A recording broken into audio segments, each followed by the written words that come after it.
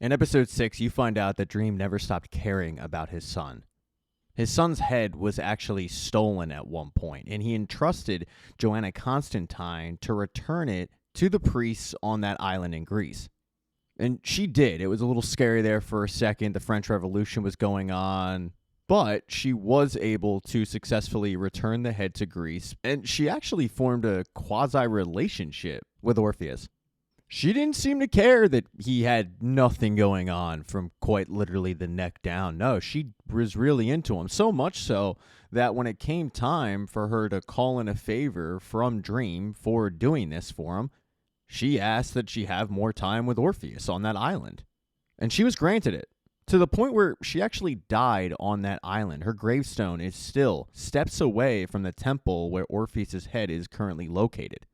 And as Dream and Delirium make their way towards that temple, you even see the gravestone. But shortly after arriving, they run into the priests that are currently guarding it, and Dream has to let them know, I'm Orpheus's dad, I'm here to have a chat with him.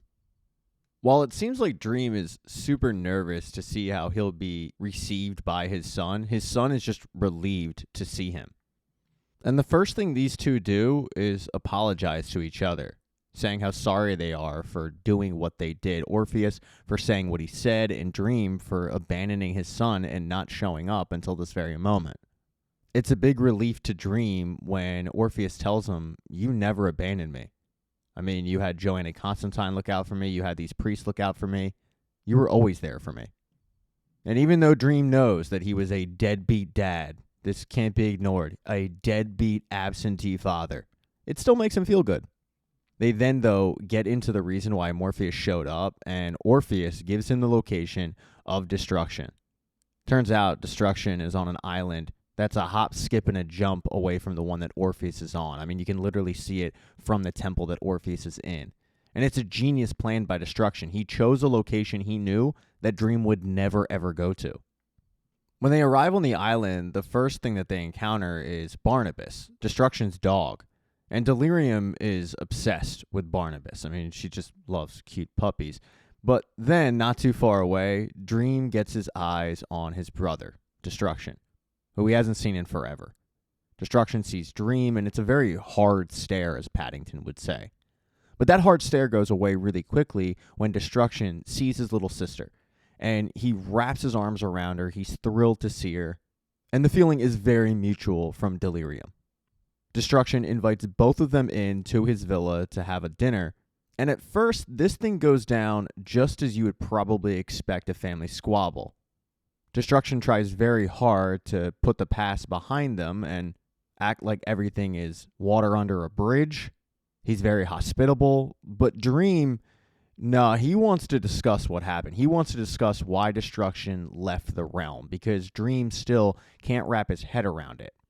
He feels like not only Destruction did a disservice to his realm, but the family also. And it's just as Lucien said. Destruction explains, I left because I loved humanity too much. But to Dream, it doesn't seem like it's good enough. He continues to keep prodding and poking. And at one point, it looks like Destruction is going to absolutely lose it on Dream. But it's Barnabas who comes over, and you come to find out that Barnabas is really a therapy dog for Destruction, because his mere presence calms him down right away and gets him back in check. One of the things that Destruction says is, Dream, you've changed.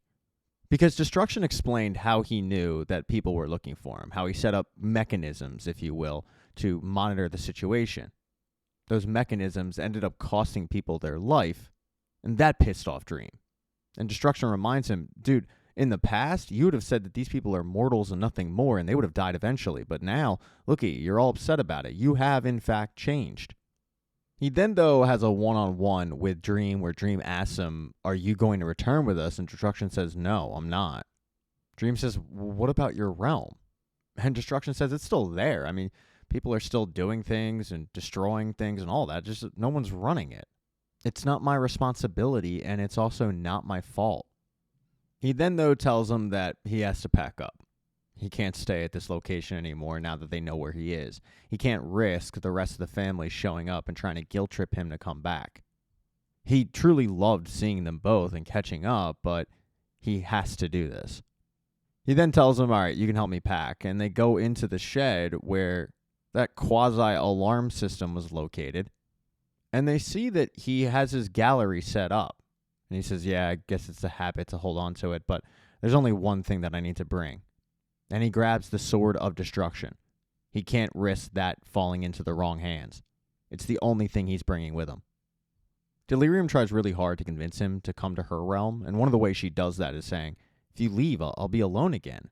But Destruction says, that's not true. I mean, look, did you come here alone? No, you had Dream. She, however, explains that Dream has a lot going on, and he's got a lot of people under him. He's got his bird, he's got Lucien, he's got dragons. So Destruction says, let's fix that.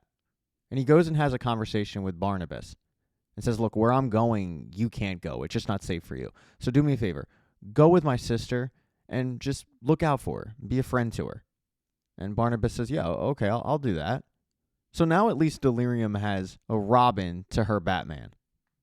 Destruction then says goodbye to Delirium, and he goes to say goodbye to Dream. And Destruction asks, what are you going to do now? And Dream explains, I've got unresolved matters with my son. And Destruction asks, what happened? I mean, why now? You've had thousands of years to resolve those issues. And Dream explains, we needed an oracle to find you.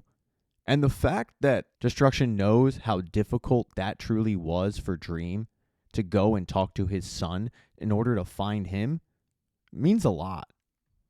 The last thing that Destruction leaves his brother with is telling him, look, remember that I left. Remember why I left. Remember how hard it was that I left, but that I left out of love.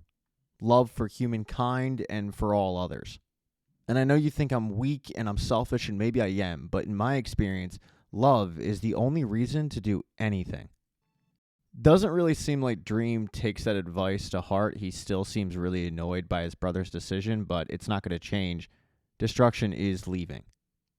Destruction then gives his brother and sister a hug, and he disappears into the sky, creating a beautiful, what looks like a meteor shower.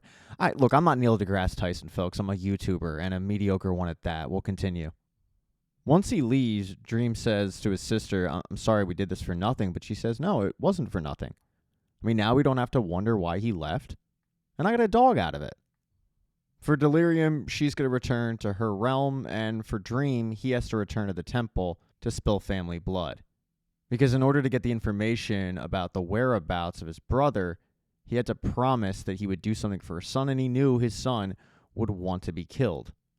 Even though this is strictly forbidden, Dream knew that he had to do this. At first, they just discuss the interaction with Destruction. They then, though, get into the matter of why Dream actually showed up. They have a conversation about mortality, about dying, and then Dream does what he came there to do. He ends his son's life. With Orpheus's blood all over his hands, he leaves the temple, knowing full well that the fates will soon be after him. And when he returns to his realm, he's an emotional wreck. I mean, when he arrives, Lucien can immediately tell he's not right, but he tries to put on a strong face and gives her his itinerary, just saying, don't bother me tonight, but tomorrow I'll resume my duties. Before retiring to his quarters, though, he does instruct her to take care of the priests that were taking care of Orpheus and to leave no mark that Orpheus was ever there. And then he goes to wash the blood off, but it's really emotional. But the fates are, in fact, coming. I mean, they're chilling in wherever they live, and they're just eating cookies, one of them being a fortune cookie. When they open it up, it's a very familiar message. It's the same message that they gave Destiny a little while ago. A king will forsake his kingdom. Life and death will clash and fray. The oldest battle begins once more, and they're all trying to figure out why exactly they're getting that again, because they just had it. But finally, the oldest one stands up and says, okay, look, enough about the fortune cookie. We got to handle what Dream did. He killed his oldest son. And one of them says, look, the son asked for it, but to the oldest one, it doesn't matter. It's still spilling family blood, and they have to take care of it. So they now get ready to handle it. And that is the end of part 1. Thank you so much for getting this part of the recap. Really appreciate it. Consider subscribing to the channel.